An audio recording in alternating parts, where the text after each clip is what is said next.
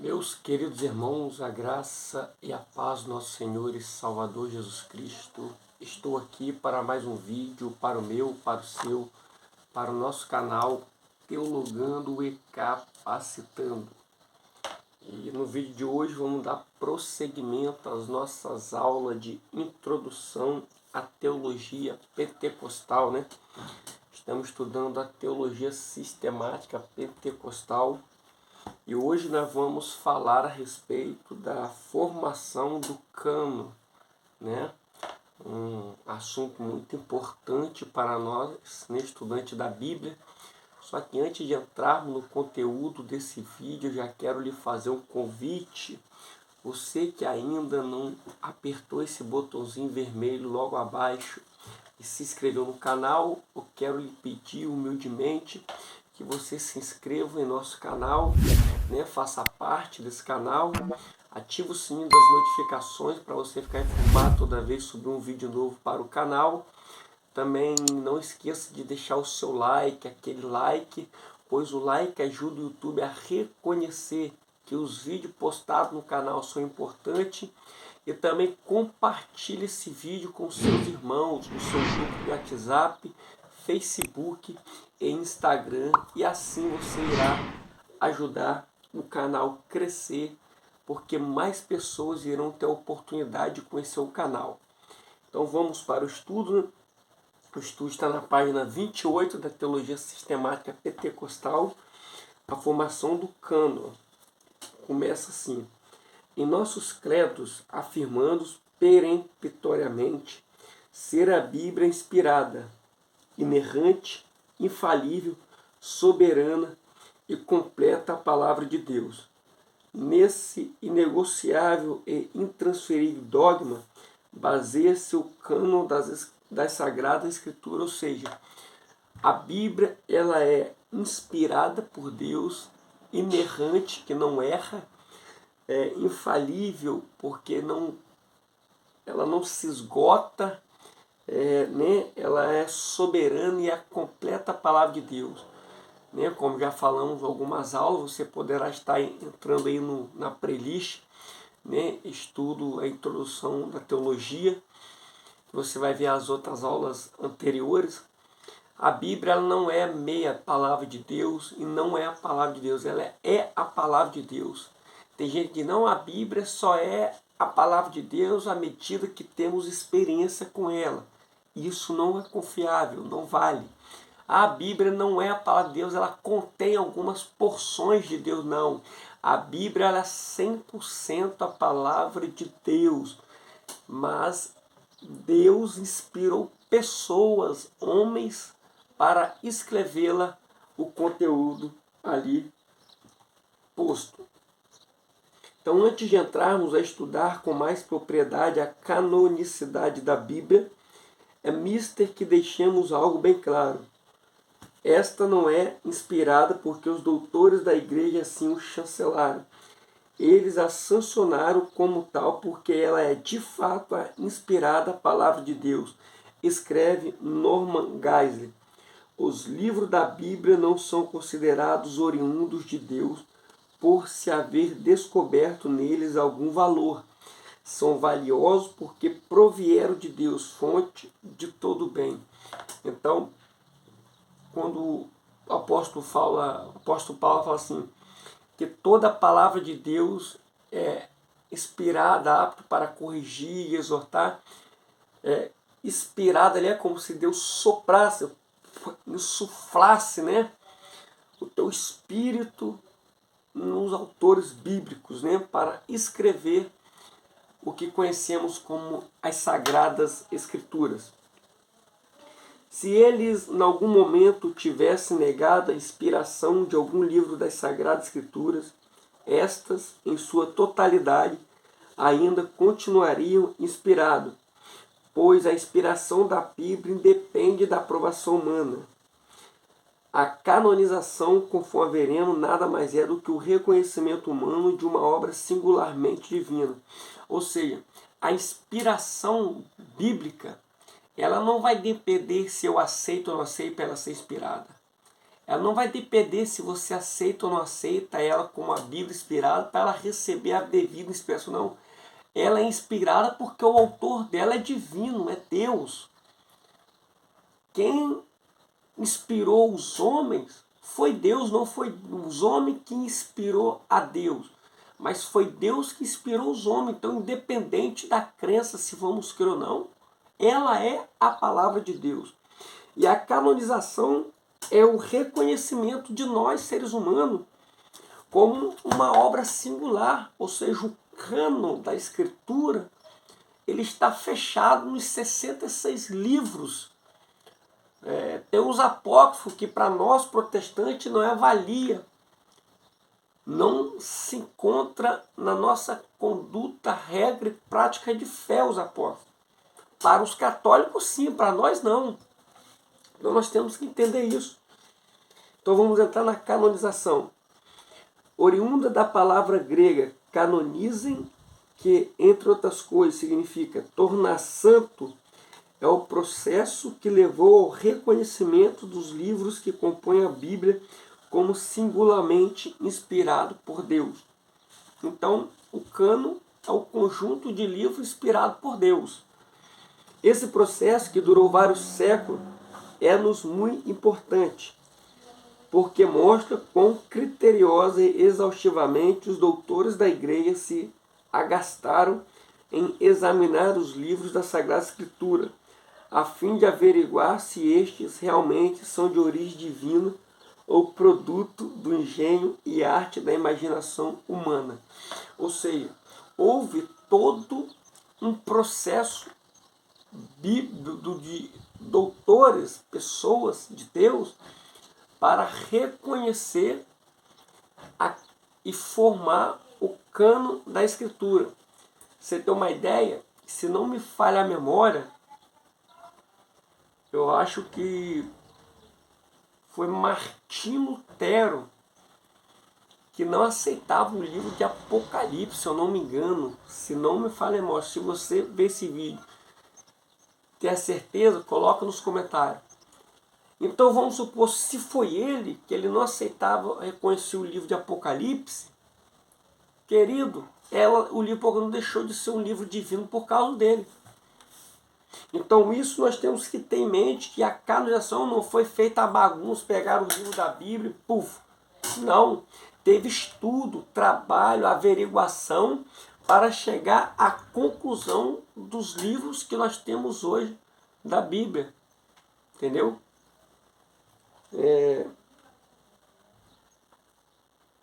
Então, vamos continuar. Concluído esse processo, os doutores e teólogos da igreja, trilhando um caminho já palmilhado pelos sábios rabis de Israel, concluíram que os livros que compõem a Bíblia são de fato a inspirada e inerrante palavra de Deus.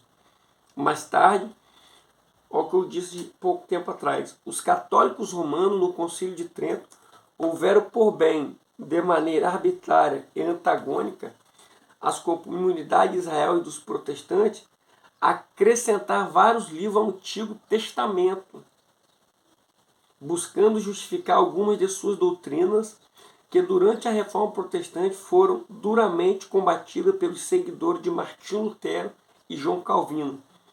Lendo tais livros apócrifos, no entanto, logo percebemos sua fragilidade, errância e até ilogicidade. Então, o que eu falei? O cânon está fechado. Só que quem acrescentou os livros apócrifos, pseudopígrafos, foram os católicos.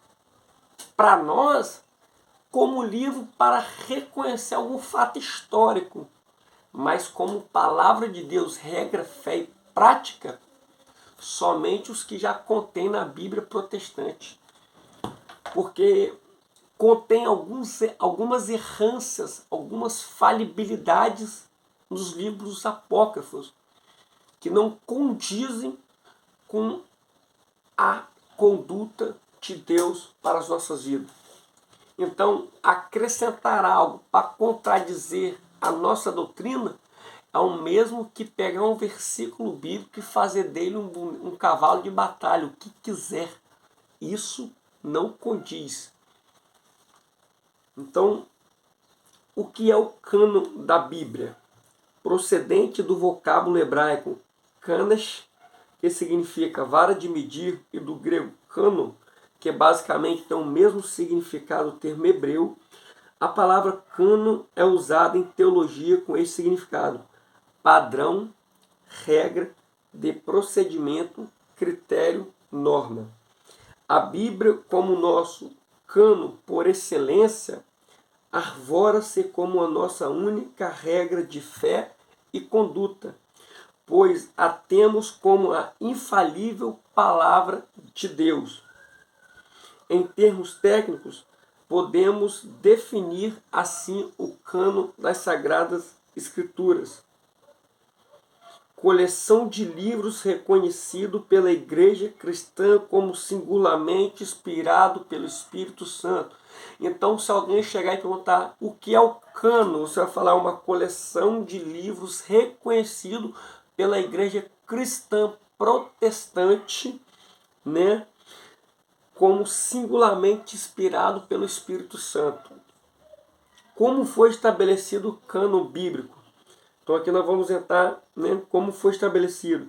Os homens que Deus usou para chancelar o cânon da Bíblia procederam da seguinte forma. Primeiro, o exame do texto sagrado. Tudo passa pelo crivo do que está escrito, das escrituras, né, dos textos sagrados. Em primeiro lugar, os sábios judeus e cristãos examinaram o texto sagrado em si, para comprovar se este, de fato, provém o Espírito Santo como escritura singularmente inspirada. Isso não significa que esses doutores se achavam acima da Bíblia e nem que houvesse eles lhe transmitido a inspiração divina. Caso estivesse errado em sua avaliação, a Bíblia continuaria a ser a palavra de Deus. Do texto sagrado examinaram o conteúdo, a correção doutrinária, o caráter edificativo, a harmonia da parte com o todo e o assentimento intelectual e particular, através dos quais, quando lemos, sentimos que Deus nos fala de maneira distintíssima e clara. Então, a primeira coisa que é válida é as doutrinas, né? A doutrina não é o uso e costume que a igreja está acostumada a implantar, não. Doutrina é doutrina bíblica. E para você ver que é tão de Deus a palavra de Deus, parece um contraposto, que profetas do Antigo Testamento falaram a respeito de Jesus e Jesus fala no Novo Testamento as mesmas coisas que os profetas falaram no Antigo Testamento. Deu para entender? Como assim? Isaías, ele provê que a virgem conceberá o filho, né, dará à luz um filho, e porá o nome Emanuel. O anjo vai e revela a Maria.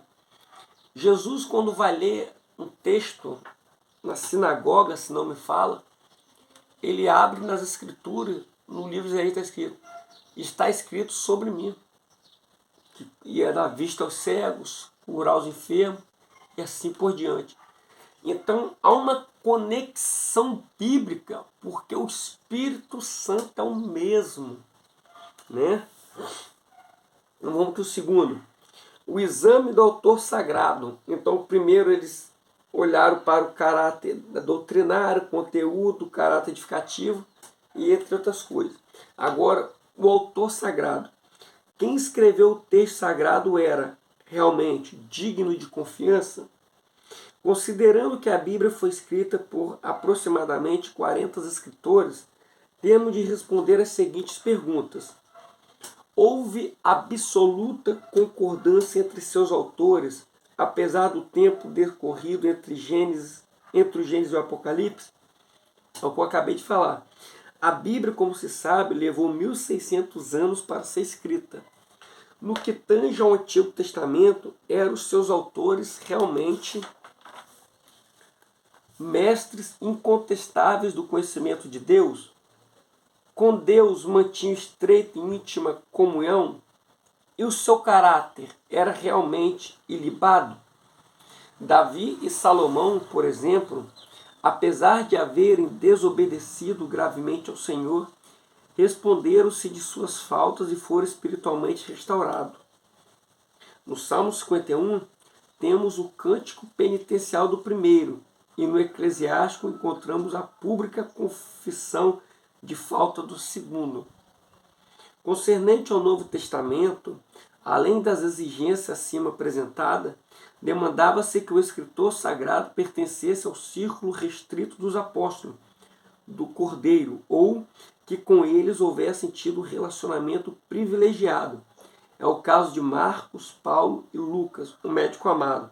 Tiago e Judas eram irmãos uterinos de nosso Senhor Jesus Cristo.